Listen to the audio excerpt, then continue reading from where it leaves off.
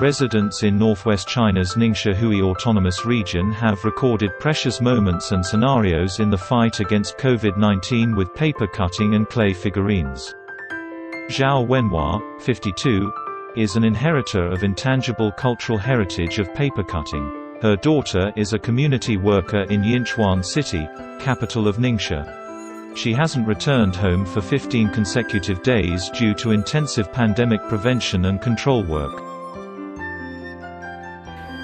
我女儿要了一张他们参与防疫的那个照片，我根据他们4个人的特征分别在其防护服上剪出了梅兰字句，就是来体现他们抗疫的精神与品质。疫情期间我在家，也就是用我的剪纸的方式为我们的女儿加油鼓劲，为大家加油鼓劲。Shi Yongjian is a 20-year-old train conductor working at the Yinchuan section of China Railway Lanzhou Bureau Group Co., Limited. He has made clay figurines of his colleagues working during the pandemic.